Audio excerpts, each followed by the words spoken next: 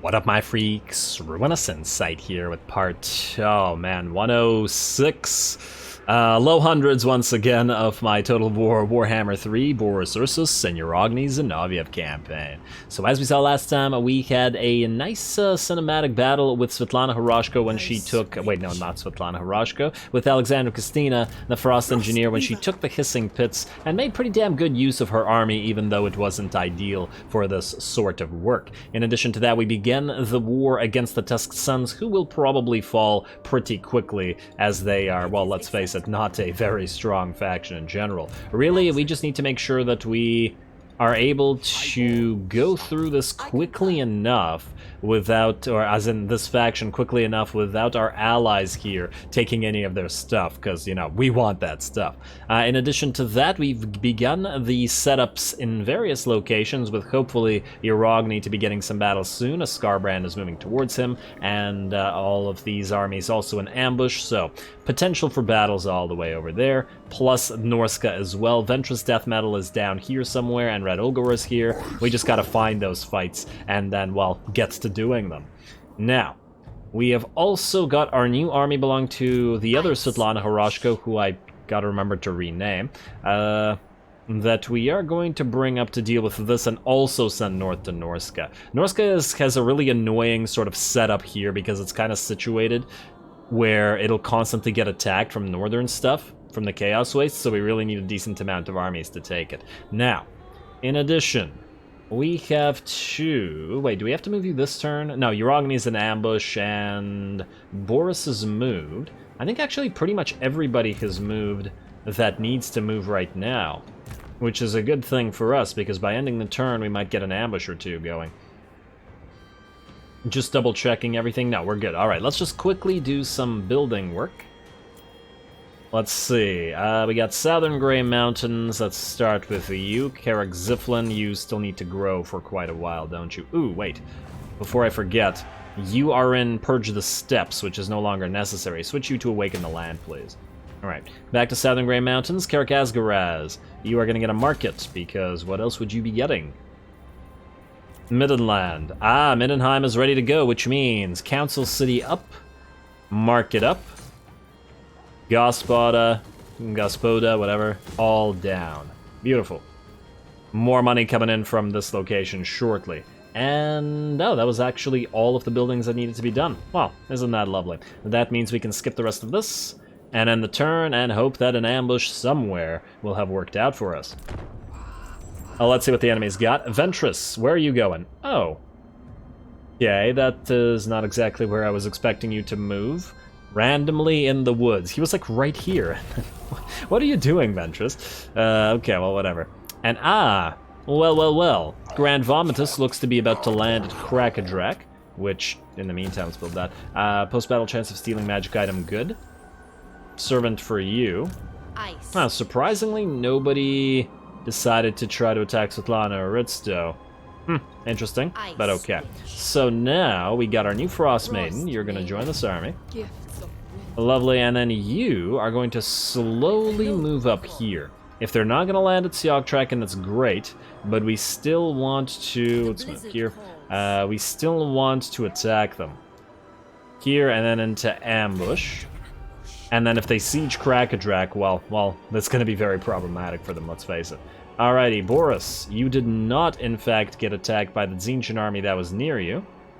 Maybe it's an ambush, I'm not sure. And you need to move to try to get those orcs, hopefully before they jump down here and annoy us at Yeti Peak. Because, let's face it, that ain't going to defend itself very well right now. Go, Mr. Fedosov.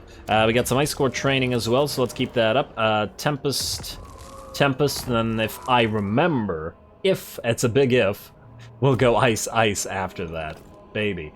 Boris Ursus, you need to keep heading towards Nan-Li. Let us... you know what? Even though we're going to suffer attrition, I think we're just... Ooh, hello. Just can't reach this guy. So close, though. So damn close. He might rush past us, which, you know, would be annoying, but, well, let's face it, there isn't much we can do about it. Wait. You're at 105. So you can get more. Okay, well then go into channeling stance.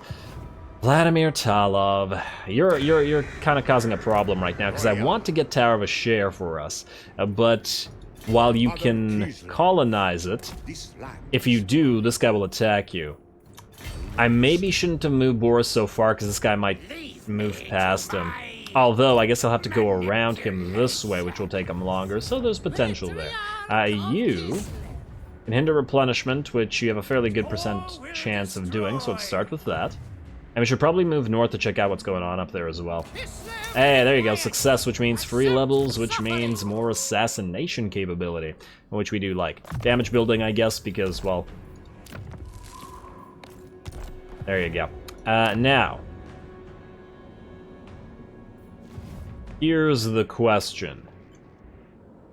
What do we do about Hanyu Port? It just looks like this minor faction is not going to be competent enough to be able to destroy it themselves, which means we have to do it for them and then give it to them, so that they can, you know, to some degree help us. Not so much that we need help, just that, well, somebody needs to do something. Otherwise, what's the point of the alliance? I guess trade. Anyway. Let's get a new research going. I believe we have bear baiting, yes. We did want the armor for our cavalry, because since we're using a decent number of cavalry right now. Elemental bear power-ups will come in handy, as we do want at least one more army that will be using those. Otherwise, let's just see what else is here that might be useful for us. Harbor Watch, no. Well, Griffin Lodge secrets, but yeah, no, I think we're doing what we're supposed to be doing, which is dwarfen anvils. And then we'll probably get the fortified... No, we'll probably get the earth stones after that, because the reduction for the elemental bears will come in handy. And yeah, we're getting close to the end of the research, which is nice. And now... Let's see, Rogni, who is currently in ambush. And aha, Skarbrand has come out to play again. Beautiful. Ooh, we have to choose between Skarbrand and Bloodfeaster. Well, this army is pathetic, so we gotta fight Skarbrand. And oh, that's an interesting army, too. It'll be fun. We'll definitely do that, although we'll have to fight it on a stupid smiley face map again, which is unfortunate, but whatever. Assassin. Oh, there's another assassin here. You try to kill Red Olgor. Did you really fail twice in a row? Come on, assassin. Yeah, I remember last episode, or was it the episode before that, where we had some damn bad luck with the assassins, and apparently that's going to continue. You stay here, I think. And just patrol this area for now. We'll see about reinforcing other locations with further assassins later. You're good here. Go into the sea and go after a Narath and Alas over here, and then other assassins stay near, because you may need to help do the same. Alrighty. I'm just wondering, do you need to channel? No, you could channel. No, you can't, because you're trying to get Grand Vomitus to attack Krakadrag so that you can join in with your massive cavalry force. Fair enough. Alrighty, let's do the admin, then we'll move Urogni in for a fight with Skarbrand, and then we'll continue. Belena the Defender, keep gathering islands of various types. And grab the sunken chest. We got a trunk of maps and a Dawnstone. Don't really care about the Dawnstone, but that's okay. You're going to move out to grab that Sea Corpse. And if you don't move, and it may be that you don't because Red Olgor wussed out, we're going to do this. Serena Katrin, move out of here. Go into encamp stance, start moving towards Ventress. If they attack us with multiple armies, that's just fine. In fact, I'm willing to bet that they will, which will be an absolutely glorious cinematic battle, and I'm suddenly very excited. Lovely, and then with these armies cleared out, we can start moving north without being too bothered. I would move you out of the Altar of the Crimson Harvest if I thought that Ventress wouldn't attack you, but, you know, who knows if he will. Let's get the Palisade here.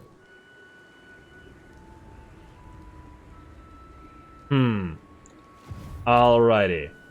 Urogni. Wait, no. There's probably a few more moves we need to make. I just really want that fight with Skarbrand yet again. He had a good time fighting with Skarbrand previously. Anyway, you are going to attack Skullbringer and Trailius. I remember you. I couldn't stop laughing about that last episode. Auto-resolve you to death, please. Obviously, we'll lose some war sleds, but that happens every single time. Execute captives.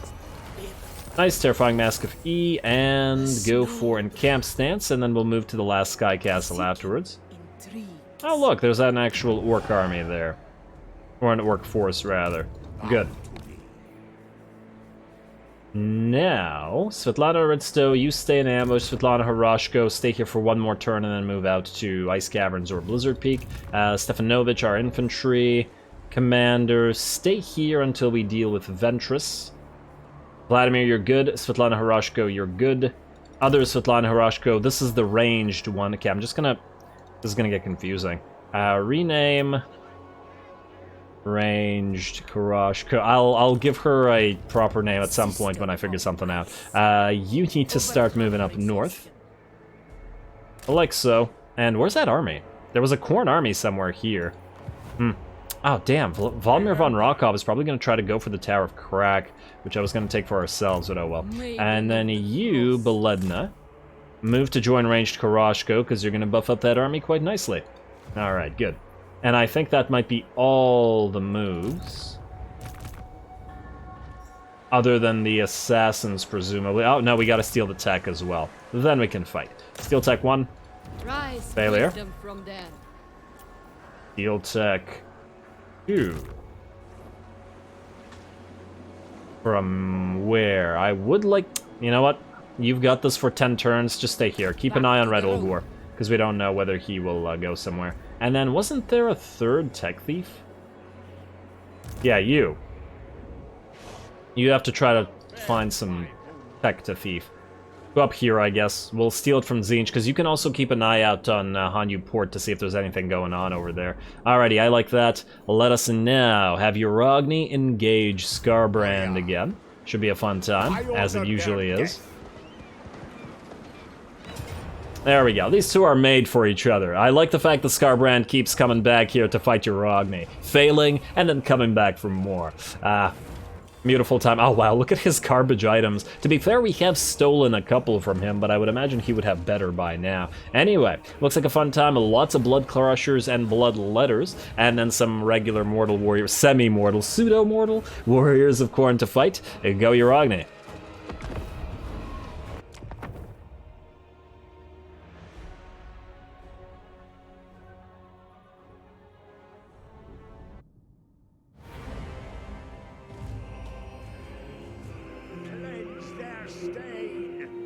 Only Kislev keeps his word safe.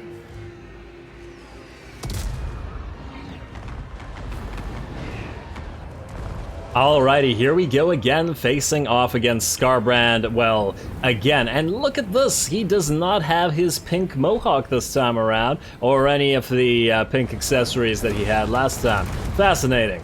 Fascinating. We'll be facing off against non-Nikari-ish Skarbrand. Now, I'm hoping that this time will be an interesting battle insofar as compared to last time, as last time it was a little bit too easy against Skarbrand. Fortunately, he does have some more, in fact, considerably more cav this time around, with lots and lots of blood crushers. And while the main force is still infantry, that's a lot of cav that we have to contend with before we can engage the infantry properly. Anyway, let's watch our artillery go to work. And damn, I didn't realize there was a little hill here, which might make it a little bit tough for our Streltsy and our armored Khazars to go to work. Now, this is something screwy happening.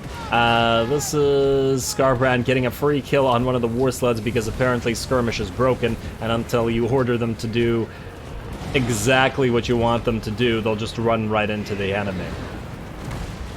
But oh well, it happens. Uragni moving forward and trying to distract some of the enemy skull crushers, and blood crushers rather. And here comes the rest of the enemy force. Alright, let's see. Ooh, looks like a few of them did manage to get through and into our Streltsy, and the enemy main line is here. Skarbrand again engaging those war sleds. It looks like they went back for more. Oh, skirmish. Why did you do this? Well, you're down to 3 war sleds, although the HP is extremely low here, so gotta be careful with that one. I think Skarbrand just managed to kill yet another one. Man, the explosion of the war sleds is quite nice as well. He's probably somewhat salty about the last time he got destroyed by those things. Anyway, bloodletters are getting there, and here come the Warriors of Khorne as well. Basically, all of our sides, or all of our melee line have been attacked. We did summon our elemental bear here, but mostly to distract the cav rather than all of the infantry. And of course, this is working quite well because it's allowing our 2 units of war sleds to attack the enemy. However, that's a lot of enemies that we have to deal with. Gonna pop a piercing wind down upon them. And oh man, that thing travels such a long way. I'm hoping that it managed to clip quite a few. Uragni's just right in the middle of a blob of enemies. I was originally planning to send him out against Skarbrand, but they sort of passed each other by while Uragni was engaging that set of blood crushers. Yes. On the bright side, though, this does mean a few extra shots from the spells as well as the Hellstorm rocket batteries, though it does mean that Skarbrand is free to do whatever he pleases. I suppose he's generally used to that, but nobody in our army other than Uragni can stop him. Though it is fun to watch Uragni completely surrounded by tons and tons of enemies and just wrecking face here. Because this is generally what he does in every single battle, since the entire army of ours is basically in range type of army. The army fights differently from Uragni himself, who just runs around in melee. Anyway, we even have our Patriarch distract Skarbrand for a little while, but almost got killed after 3 hits, or maybe 2 hits. Skarbrand does hit pretty damn hard at that 1.4k, though his melee attack and defense are not nearly as high as Uragni or as Boris. Anyway, our Frost Maiden's doing a good job, also surrounded by enemy forces and anchoring our lines. In fact, we are kind of relying on Uragni and the Frost Maiden, as well as previously, before it dissipated, the Elemental Bear to anchor our lines. Over here, the enemy Skull Crushers, at least one set of them, is just about dead to the War Sleds, so good job to those, but the rest of them are going to hit our Cursed Kossars, which were guarding this particular flank. Skarbrand's still right in the middle of our forces and annoying one of our units of Little Grom, or just one of our Little Groms, rather, as well as hitting some Streltsy in the back, just absolutely running amok within the middle of our force. But now it looks like we've done enough damage. Hawks of Miska going down into a pile of enemies to hopefully discourage them, and it looks like between that, and once again, what a lovely looking spell. Yeah, lots of spell work done in this particular battle.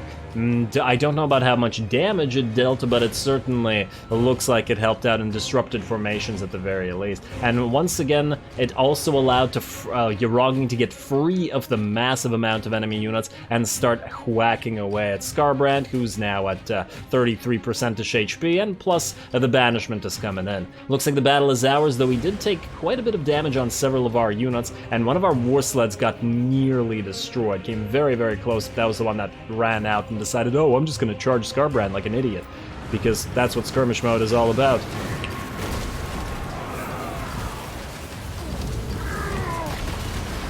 War sleds thought they were Uragni. Alrighty, well, it will soon be time for Skarbrand to be salty yet again.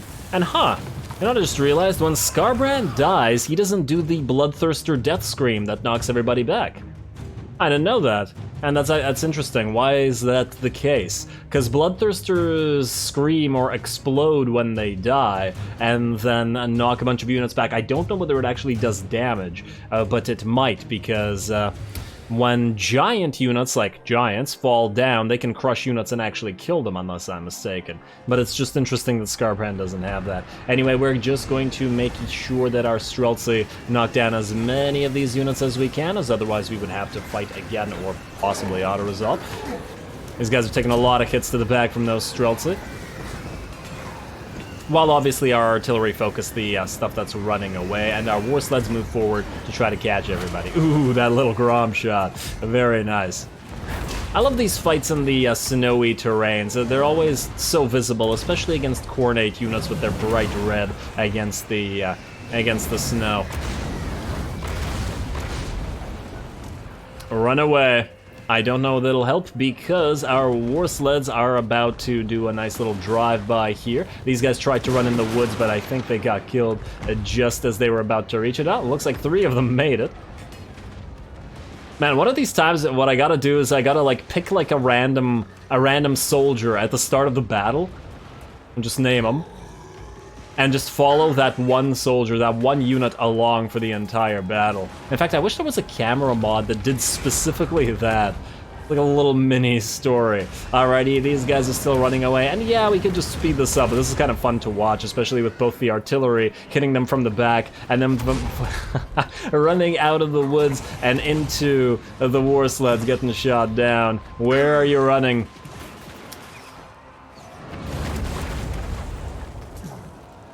Oh, he almost left the woods but got gunned down. These guys appear to have turned around, but they're still getting hit.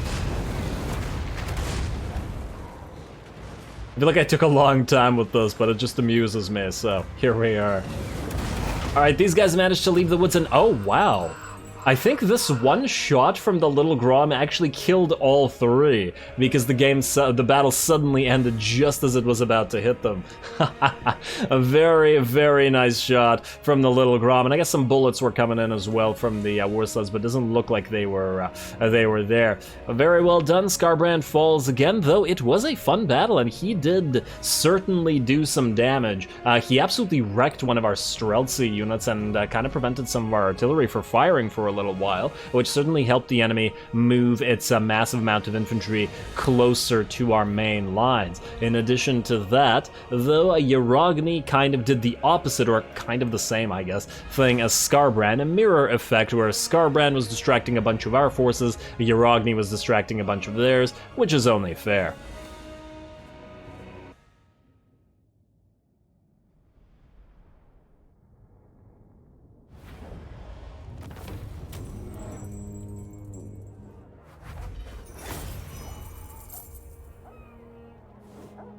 Alrighty, there we go. Very nice battle that time. Skarbrand actually showing up, unlike last time, dishing out a good 16,000 damage and probably very much beating the rest of his army.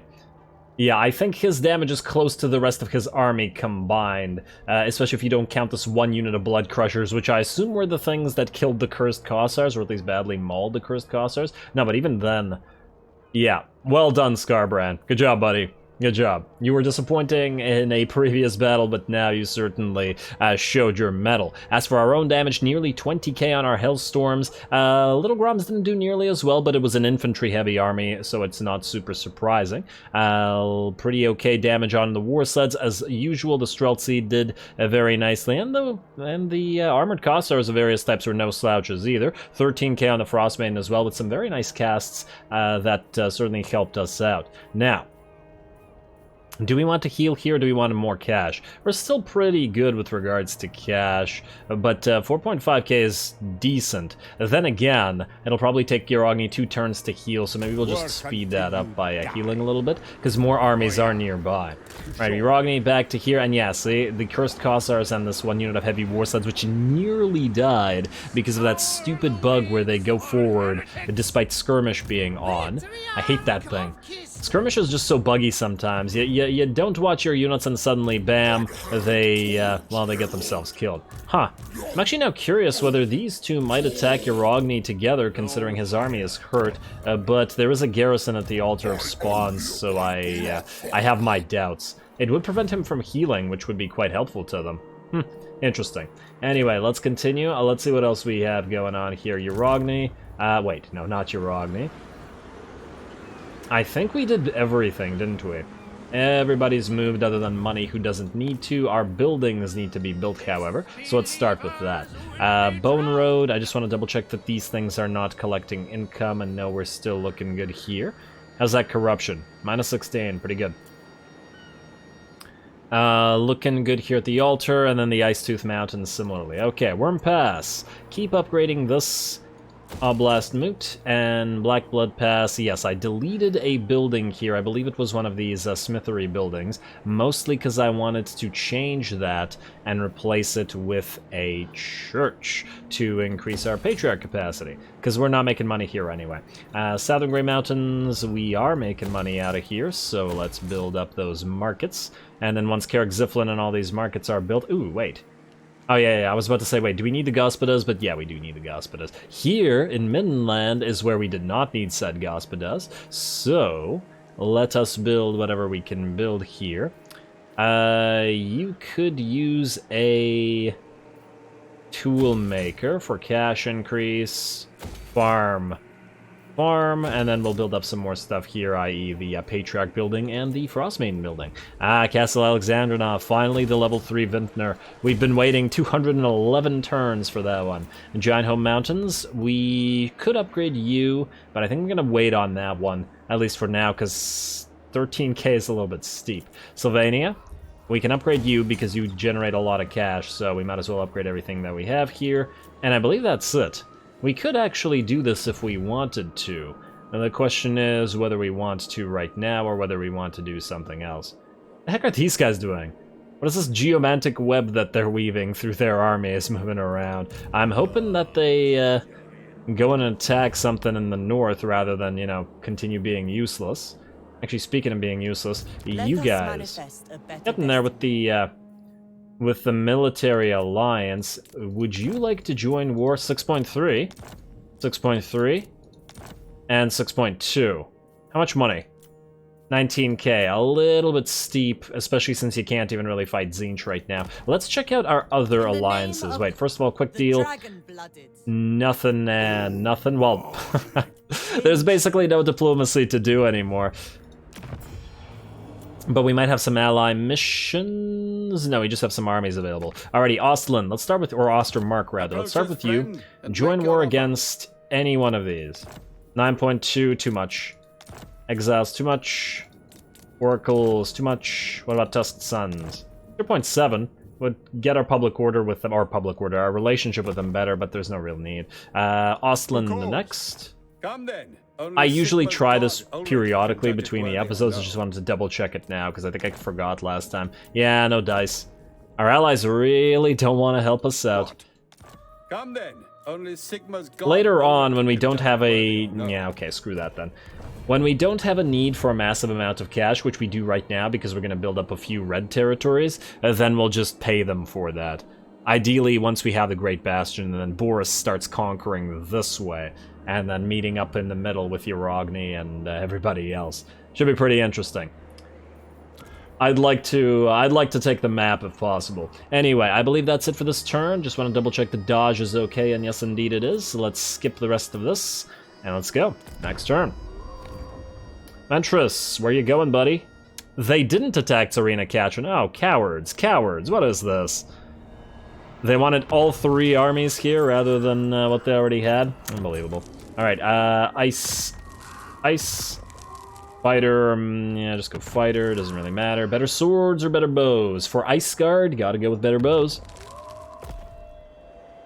Alright, that's looking good. Any battles that we can get going? Oh, Grand Vomitus, you ran away. You cowardly, cowardly vomit. Okay, I was hoping that they would attack Rakadrak, but clearly they didn't want to do that. Well, you guys just stay in ambush, and let's hope that they manage to come in here. Ah, hello. If it isn't Gutblout, you're gonna be a problem. Because Alexander Castino needed to deal with you. Damn. Boris, ooh, Kairos is back. You could attack Cristallo. I have no idea where that other little army went. In fact, let's send a tech thief out here to check up on it. I would like to attack Nan-Li with Boris, if possible. And I don't see any of their other armies. Man, look at the wasteland that Cathay has been turned into. Damn. Well done to Tzeentch, if nothing else. Nan-Gao, Nan-Li... Wait, Nan-Li is a much weaker garrison, isn't it? It should be. Alrighty, well, I think this is the only place we can reach. The other army might be here and might be in ambush and might kill Vladimir as he takes the Tower of Ashir, but I guess we'll see. Either way, we attack Nanli. It's been a while since we've had a cinematic siege, so we might as well get it going. Yes, we don't need to build equipment. Straight up, cinematic siege, go.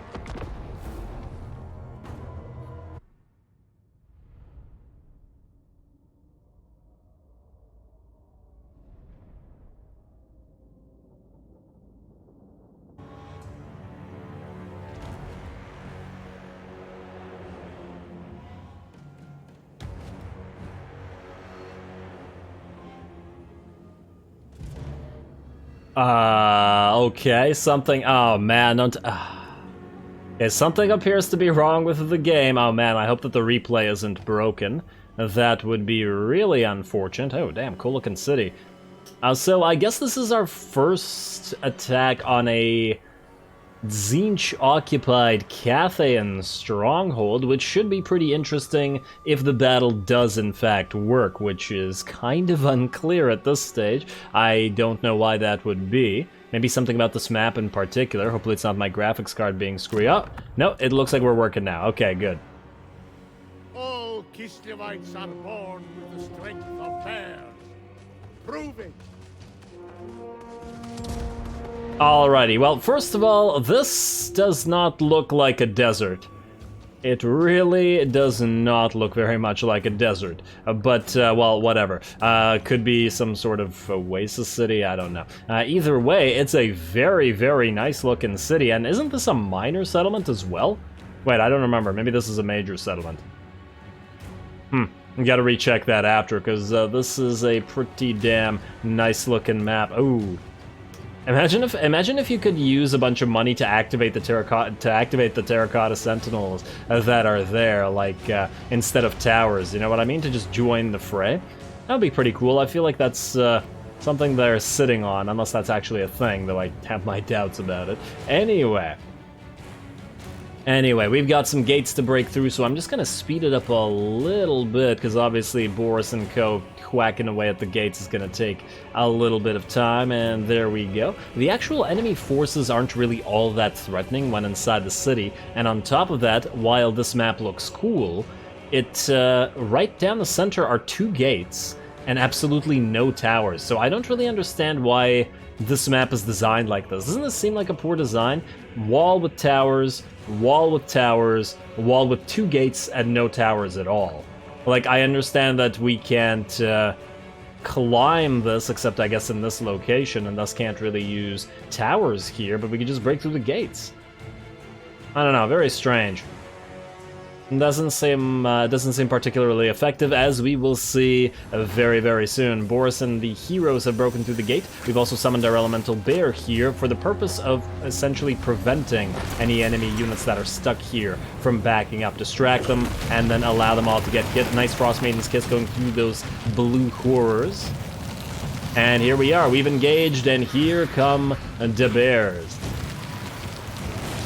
Oh, got that 1 pink horror. Nice, nice, very nice. And then charging on through.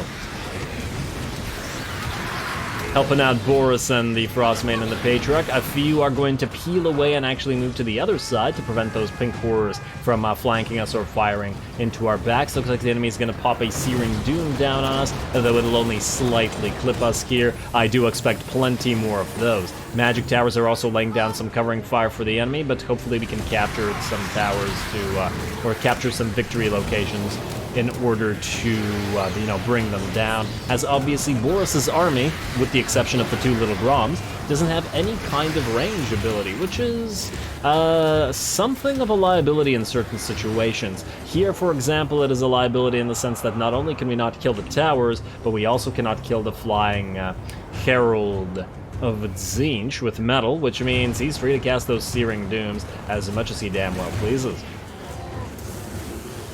Alrighty, Boris and the Patriarch and the Frostmaiden doing a pretty damn good job of ripping enemies apart and killing one of those units of blue horrors, but more and more bears are streaming into the city and are now joined by some Zargard to head off of Forsaken that were trying to move towards the gate, perhaps to recapture it. We were also able to use our little Groms to bring down the second gate and move even more of our warbears into the fray. Gonna get a nice sheet down on them to prevent the enemies from running away, though not perhaps super necessary, more so to get the global or the buff, the armor buff. Ooh, that piercing doom, or searing doom rather, looks like it hit, and it did certainly do some damage, about 10 to 15% to these guys, though a little bit more damage has been done to the leading units of Warbear Riders. On the bright side, the Plague Toads are not that threatening. On the downside, they, like all Nurgle units, apply poison, which means it makes it easier for the Forsaken to actually dish out some damage to our Warbear Riders. So, good job blocking those units off, and I'm praising the enemy this time. Unfortunately, for them, another Searing Doom. Damn, these things are getting annoying, and they're going to continue dishing out damage. We gotta make it through. These choke points are really hurting us because they're just going to repeatedly cast those Searing Dooms, and I think they have two casters, don't they? They have the Herald here, and they might have an Iridescent Core. Yeah, there it is, which is also a Lore of Metal. Really should try to chase you down and kill ya. Anyway, we've split our forces as much as we could, although on this side it would have been nice to split into more, but there isn't a way through this, even though it looks like a few bears could get through. Unfortunately, not part of the game. We are capturing this Midas Supply location to bring down the tower, and are going to continue moving through and splitting our forces. Another Searing Doom coming down, damn it. Oh, that really hurts. But at least Boris is leading the Ice Guard and the Warbears, and I like that they're working together here to push forward. Looks very nice. Because oftentimes they don't get to work together nearly as much because the Warbear Riders are, well, riding around and doing stuff. Vincor's firing down on our Warbear Riders, and we're just trying to make it through so we can get away from those Searing Dooms. Looks like another spell is about to come down. Not sure what this one is. Oh, it is another Searing Doom. Try to move away from this one, as we've now taken quite a bit of damage. And ooh, I think that was an Overcast one. Maybe. Yeah, look at those Warbear Riders. About half HP on one of them. Definitely have started to take damage. Over on the sides, we also have our Warbears, which are working at both gates. Gonna take a while to get them, because I actually started them over in the corners, as I thought that perhaps the towers would be occupied and this would fire on them if they were here, and I didn't really want to risk that. And let me guess, is that another Searing Doom about to come down on some of our Zargard here? That's gonna hurt a lot more than the Warbear Riders. Well, it's not a Searing Doom, but it is gonna hurt. It's that Bound Bombardment spell. Man. Yeah, the Tzeentch units may not be doing a lot of work, but those magics are doing a heck of a lot of work to damage ours and bring our units down. Which, you know, does make sense. It definitely feels appropriate for fighting Tzeentch units in general. Ooh, nice shot from those thrown javelins at our Patriarch by the enemy Soul Grinder. We just gotta get Boris out of the press of those Forsaken here and kill the Soul Grinder with him. Warbear Riders moving in, and damn that frickin' Herald hovering over us and just casting those Searing Dooms. Another one ready to come down, I'm guessing? Possibly. Maybe. I don't know.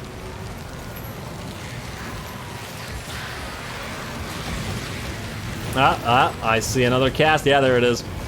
And another shot. Looks like a Tzeentch Doombolt, I think. Damn. Damn all that spell work. Alrighty, well, on the bright side, regardless of that, the balance of power is definitely in our favor, and the enemy troop count has dropped very considerably. They're close to a third of their remaining units. Boris is now fighting the enemy Soul Grinder while we try to move the rest of our Warbear Riders forward and to kill the rest of the enemy units. Oh, poor bear. Alrighty, and we actually did manage to flank the enemy on this side, though several of the Warbear Riders did get pretty badly beat up. You're down to 13, you're below half HP, and I think there was another one that was really badly hurt as well. Well, this one's kind of badly beat up as well. Damn! I don't remember suffering as much damage on our Warbear Riders in many, many battles against like very elite forces. So yeah, gotta give it up to the choke points and the repeated Searing Dooms. I've always loved the Searing Doom spell. It's such a great freaking ability. I remember in my, I mean, this was a long, long time ago. In my Balthazar Gelt campaign, I think there was one battle where I got either 2,000 or 3,000 kills in a single battle on Balthazar Gelt alone, and that was just pretty much by virtue of casting Searing Doom approximately infinity million times. Plus the occasional Gehenna's Golden Hounds. But yeah, primarily Searing Doom was pretty damn insane. Certainly a spell not to be underestimated. More shots coming in from those exalted pink horrors, and we have captured another location. Gonna regroup a little bit before charging forward once again. Boris still fighting. He has managed to bring down that enemy Soul Grinder, and we're now going to face off against some Knights of Tzeentch, who are currently being blocked by our Zargard Warbears while Boris hits him in the back. Our little Grom has also arrived here, which we were using to bring down some of those towers, and are now trying to focus down the enemy Herald of Tzeentch. I got really tired of that one unit annoying us so greatly. Fortunately, it looks like we've done enough damage to the enemy to force them into a chain route, and the banishment is in on all the enemy units. Now it's just a matter of bringing this jerk face down, and down he goes into nowhere because his corpse disappeared. Beautiful. And did these guys really come in at the end of the battle and steal the kill? Yeah, so with regards to this battle, yeah, look at that damage on those Warbear Riders. Though a lot of that will heal up after, because their model count is still up to 10. Yeah, the model counts are still pretty good, even if the damage is quite high. So we'll be healing up a lot. But anyway, what I was saying was, the one thing I regret about this particular battle, though it did turn out to be a really fun one, was actually sending the war sleds out to the other sides. We clearly needed their range support to fight and kill those Tzeentchian units, and perhaps to move quickly into the enemy territory and capture a few capture points and destroy those towers. But generally speaking, if we had had the help of our Warbear, or of our War Sleds rather, I think we could have taken a lot less damage to those Searing Dooms, because we could have focused down that damn flyer. Oh well, I think this is a pretty good place to learn for the future, though, as we continue taking these particular locations from the forces of Tzeentch. Next time, we'll send in the War Sleds to actually support us, rather than to run around and take territory, or take capture points and get any isolated units.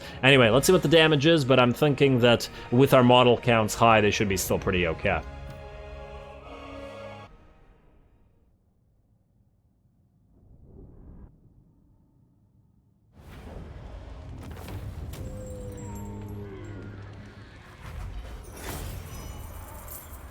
Oh man, it may not have been a difficult battle per se, but it was more difficult than I was expecting. Those damn frickin' casts of Searing Doom, 9k damage and 12k damage between these two, and just the basically infinite casts of Searing Doom just coming down over and over again on top of our bears, and that in combination with the army-bound abilities certainly dished a surprising amount of damage to the Warbear Riders. I wasn't expecting the Searing Doom to be as effective as it is against them, but it's pretty damn solid. And while it doesn't kill a lot of models, it certainly brings a lot of HP down. Still, enemy is dead at the end of the day. Boris, I think, did the most damage, it looks like, which is... well, I guess it makes sense. He did kill a Soul Grinder basically by himself, plus used his Sharblade. A little bit surprising that the Frost Maiden didn't deal as much damage, but still,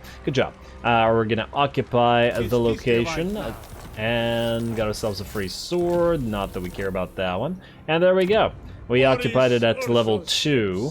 I guess we want to delete this. We're going to be replacing it with a lot of churches. Actually, this entire location is just going to be churches, walls, and I don't know, something. I mean, I guess we'll still build markets here, but just by virtue of the expense of building in these deserts. Also, once again, the location really doesn't look like a desert when you fight in it, right? Uninhabitable climate, desert. It was a very verdant desert, wasn't it? Interesting. Savannah, desert, more desert back here. I wonder what's back here. Terrain is grassland back there, huh? No, terrain is grassland here too. Wait, what? Terrain, grassland. Climate, desert. I'm somewhat confused. Well, that explains why the desert looked so verdant. This all looks like grassland to me. It doesn't look that much different from Empire territories. But anyway, I guess they don't want Kislev to be able to recruit or colonize everything. Anyway, with that, unfortunately, we are once again out of time, and I am going to call the episode here. Next time we proceed to hopefully destroying the orcs. Ooh, I wonder if we'd be able to reach them in one run. That doesn't really matter. We might suffer some attrition here, but at the end of the day, it won't matter. You know what? You probably need a few items as well as some ancillaries. I'm gonna do that between the episodes with that unit as well as a couple of others. Next time we will attack the orcs and start moving up here. I have not yet decided whether we're going to send Alexander Costina down to deal with Gutblout. It really depends on if they attack... Ugh. Somebody has to deal with this, and I don't think Svetlana Horoshko's army is going to be up to the task, though, that said... If this is a super basic army, and you can cast magic, you may not be able to destroy it, but you might be able to damage it so heavily that it's no longer really viable. I'm almost tempted to, because this guy probably can't move out all the way, just quickly recruit a couple of, like, Zargard or something. Maybe even a couple of little Groms. We do have the money, after all, just to make the battle that much easier. Hey, you know what? I'll think about it. That'll have to remain to next time. Similarly with Urogny and his endless fight against the forces of Khorne. I'm pretty sure Urogny is not just Ursun's favored, he is also Khorne's favored at this point. But he'll keep up with that. We also will try to take on Ventress Death Metal with, I guess, Svetlana's army. Because while I wasn't originally planning to fight you with this army, now that you're in march stance right beside us, we can't really pass up the opportunity. So we'll take it to them next time, and don't forget to leave a like and comment. Stay tuned for more Boris. All glory to the algorithm. And thanks for watching.